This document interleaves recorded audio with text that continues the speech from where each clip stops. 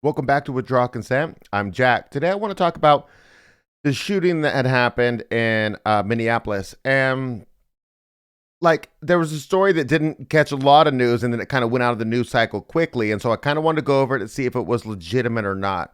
But whenever one of these things happens, we're looking for what's the catch? Like what omnibus spending bill needs to be funded, or gun control if you're on the left, or just what's the angle here? And right after it happened, within 24 hours, a guy came on Fox News and he was pitching his AI surveillance technology to scrape the internet 24/7, as we're going to see, and pre-crime mass shooters. Now, this is not an unreasonable thing because this guy posted his manifesto online before he did it. So in reality, this could be okay. So we want to look at we just want to look at, is this guy being opportunistic, and what does that mean for us? Or was there something more behind this, and this was the plan? It's early to find out what the right answer is, but we want to look into it anyways. Now, this shooter was we know the whole trans thing, and everybody's jumping on either the trans thing or the gun control thing because that's what just people take sides. I'm looking at what negative thing could come out of it for us, and this appears to be one, though it's unclear. It's still early. So the shooter was on a couple of different websites that are kind of like death cults, where they promote people to be violent and then to do mass violence and then end themselves in the more and more spectacular way you get it done, I guess the more credibility you get, even though you're not around anymore. So it doesn't make much sense. But it's not unfathomable to have people related to a government on these sites where they're probably saying a lot of illegal stuff. I've never been on there. I don't know how to get to them, but probably saying a lot of stuff illegal and promoting these. So it could be a thing where this was promoted. It's unclear. There definitely was a lot of mental illness, regardless of the trans thing or not. Clearly, there was mental illness. Let's look at the article about this former IDF Special Forces guy and see what he's pitching to us and see if we got any good stuff for us, okay? This is from Headline USA. This is the first reference below. And it says, former IDF operative uses school shooting to promote AI surveillance system on Fox News. Quote, I wish my program would already be up. We're not launching it until next week. This is from August 31st, 2025. So when I'm filming this is pretty recent. It'll be like a week old when you get it. Now, you can watch the Fox News on X here if you go to the first link below. So this is less than 24 hours. This is a guy named Aaron Cohen. He's a former Israeli Defense's Special Forces. It just says operative here, but he was a Special Forces guy, and he's turned actor. And basically, here's where he says he's pitching America's first ever AI threat detection platform, which is Gideon. It's basically Palantir, but for America. So Palantir is made to surveil our enemies, and this is the Patriot Act version of it, but not the government using it. And Israelis, this was great. Okay, so it scrapes the internet 24/7 in an Israeli-grade ontology to pull specific threat language and then routes it to local law enforcement. So that it's Israeli grade is supposed to impress us somehow. Like all the Israeli grade bombs that they drop on. Oh wait, those are American bombs. Okay, what about the Israeli grade planes that they have dropping? Those are Americans too. So I don't know. Israeli grade is supposed to impress somebody who thinks like Uzis are cool because you can't aim and just indiscriminately kill because Uzis are made by Israel. So whatever. That's ridiculous. And then here's a problem we're going to deal with later. Routes it to local law enforcement. Because if you're and here's his, you can go watch his show on YouTube, but I'm not going to link that below. But you can find it in the article here.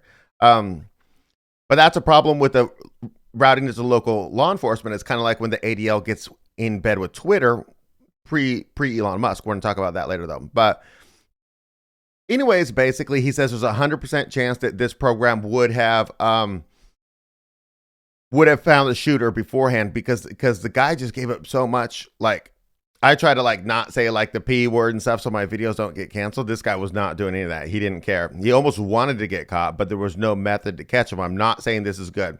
So here's his claim. We're not launching until next week. I've got a dozen agencies on board, Trace, because he's talking to Trace on Fox. I just unloaded a major Northeast agency with over 2,700 sworn. This is America's early warning system. So anyways, there's multiple reports saying that this is not necessarily the case. And he had backlash from people. Obviously, he's writing coffins here. So let me go over this Redact article, which is going to be the second reference below. And now Redact is selling you something. Redact is selling you some type of thing to lower your social media footprint, your internet footprint. So they have an interest in this, in saying, hey, be scared of this, buy our product. So I'm just letting you know in advance. I don't know specifically what the product is, but it's in here somewhere. This article is called Threat Detection Theatrics, Aaron Cohen's AI Surveillance Tool and Domestic Spy Machines. Now, keep in mind that this article is from June 4th, 2025. The other one was from August 31st. So this is way pre the shooting. They're just talking about, Aaron Cohen has been on Fox News for months here and there, and he's been pitching this, Gideon, this AI powered threat detection. So this article points out a couple of interesting things. So it's latest and growing private sector surveillance grid aimed at American citizens. And he claims that it's the only one, but it's not. There's a thing called SocialNet, which is a similar tool described by Jeremy Scott, senior counsel at Epic, as part of whatever. We're not going to go into that, but there's this thing called Flock, which is the one that does the license plate monitoring, and they're in the police cars. And so that's kind of a similar technology, and that's led to incorrect arrest because it reads the license plate wrong. Obviously, Palantir here, and SocialNet we already mentioned. So it's not the first of these systems, but it seems to be the first that's focused solely in the United States. Now, you could say, don't be naive, Jack. Palantir is already here, and the government's using it. True. And the government shouldn't be spying on you. If the government is spying on me, I'm not doing anything criminal. I'm more worried about an IDF special forces guy using his public company, his private company, to spy on me and report me to the government for saying anti-Israel things. We'll get into that. But okay, so it's basically pre-crime. Now, this guy talks about how it doesn't actually exist. And basically he said it was ready in a week in August 31st, but it seems like right here, he's on Fox News. So this is June 4th when this came out, I believe.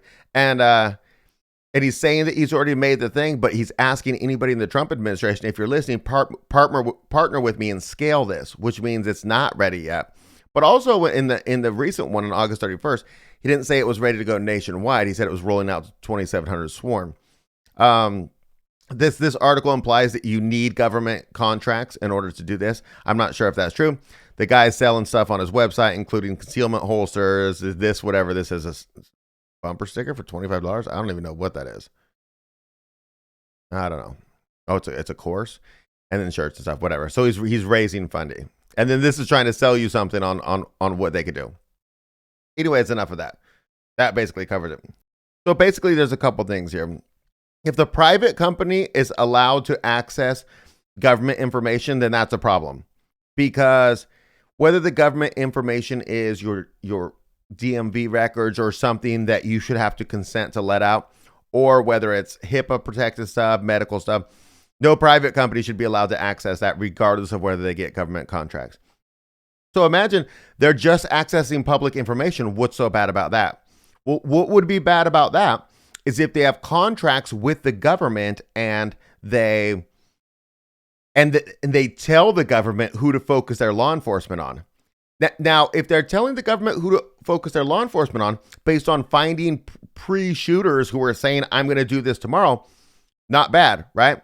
But the problem is we see where this is going, and it's going to be for anti-Israel stuff. So this relates to the ADL before Elon Musk got X and when it was Twitter.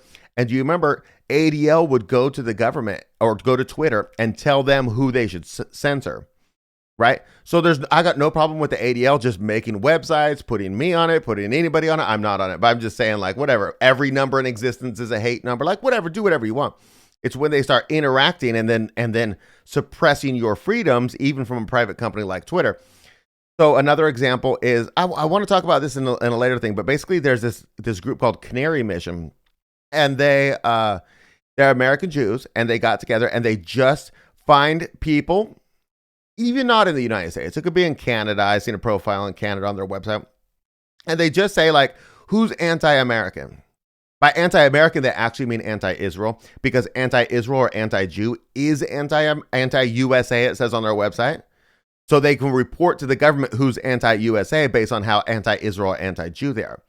So if you have complaints about Israel, our relationship, special relationship with Israel, something Israel did, you're anti-USA, and these people can report you. And literally, ICE published a statement saying that they were combing through the list of 5,000 profiles on, because each profile is in detail. It tells who you are, where you're at. It shows screenshots of your tweets that are anti-USA, which means anti-Israel or anti-Zionist.